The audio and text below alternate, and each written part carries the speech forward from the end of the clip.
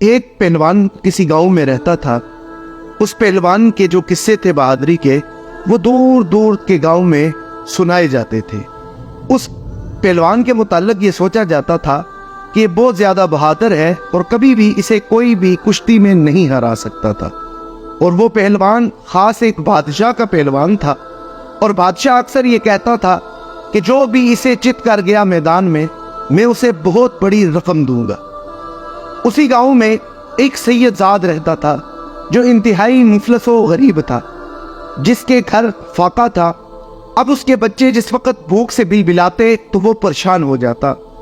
اسی طریقے سے جب اس کو خبر ملی کہ بادشاہ نے یہ اعلان کیا کہ میرے پہلوان کو اگر کوئی ہرا دے میں اسے منہ مانگا انعام دوں گا، اب اس سید نے سوچا کہ میں کسی سے مانگ تو نہیں سکتا، آل رسول کے ساتھ میرا تعلق ہے، کسی کے سامنے ہاتھ پھیلانا شایان شان نہیں ہے۔ اس نے یہ کہا کہ میں جا کر اس کشتی کو جیتنے کی کوشش کرتا ہوں۔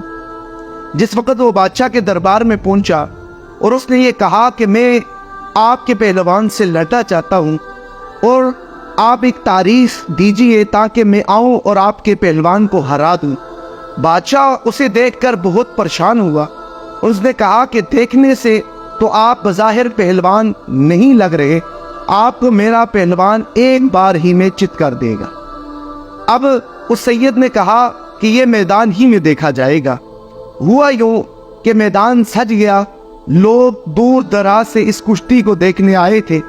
جس وقت وہ پہلوان جسے رستم زماں کہا جاتا تھا وہ میدان میں آیا، اس سید زادے نے اس کے کان میں یہ بات کہی۔ اس نے کہا کہ تم بہت بڑے پہلوان ہو، طاقت میں مجھ سے بہت زیادہ ہو، لیکن میں تمہیں آج جو بات بتانے لگا ہوں وہ غور سے سنو۔ میری بات یہ ہے کہ میں ایک سید زاد ہوں، اللہ کے رسول صلی اللہ علیہ وآلہ وسلم سے میرا تعلق ہے، میرے گھر میں مفلسی ہے، میرے بچے بھوک سے مر رہے ہیں۔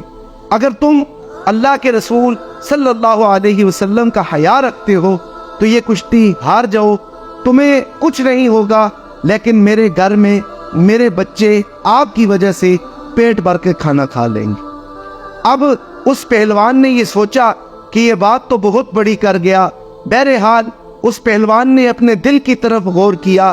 اس نے کہا کہ اب بات میری پہلوانی کی نہیں، اللہ کے رسول صلی اللہ علیہ وسلم کے تعلق کی ہے۔ اس پہلوان نے اسی تعلق کو نبھانے کے لیے جس وقت کشتی کو شروع کیا تو وہ سید زادے نے یک بار میں اسے اٹھا کر گرا دیا۔ بادشاہ کھڑا ہو گیا، ہکا بکا رہا، وہ دیکھتا رہا کہ یہ کیا ہو گیا، اس پہلوان کو تو آج تک کوئی نہیں ہرا سکا، پھر یہ آدمی اس کو کس طرح ہرا گیا۔ ہوا یوں کہ بادشاہ نے کہا کہ یہ کشتی ایک مرتبہ پھر کی جائے۔ پھر اس سید زادے نے اس رستم زماں پہلوان کو ایک بار میں چت کر دیا۔ وہ پہلوان کوئی اور نہیں تھا، اس پہلوان کا نام جانے مانے بزرگوں میں لیا جاتا تھا۔ وہ پہلوان جس وقت گھر پہنچا اپنی بیوی کو پورا قصہ سنایا، بیوی پریشان ہوئی، لیکن اس پہلوان نے کہا کہ میں اللہ کے رسول صلی اللہ علیہ وآلہ وسلم کی نسبت سے ہارا ہوں، میں کبھی ضائع نہیں ہوتا۔ اور وقت نے دیکھا وہی پہلوان بعد میں حضرت جنید بغدادی رضی اللہ تعالی عنہ کے نام سے مشہور ہوا۔ اللہ بعض اوقات اپنے بندوں کو آزماتا ہے، بعض اوقات ان کی طاقت، ان کی عقل اس طریقے سے غارت کر دیتا ہے کہ اگر تم میرے کسی محبوب کے سامنے یہ کہہ کر اور میری رضا کے لیے ہار جاؤ تو میں دنیا کو تمہارے لیے مسخر بنا دوں گا۔ یہی وجہ ہے کہ جب بھی تمہیں اللہ یا اللہ کے رسول صلی اللہ علیہ وسلم کا واسطہ ملے تو اپنی انا کو ترک کر دے، اس واسطے کو تھام لے تاکہ دنیا کے اندر آپ کا بھی مقام پیدا ہو سکے۔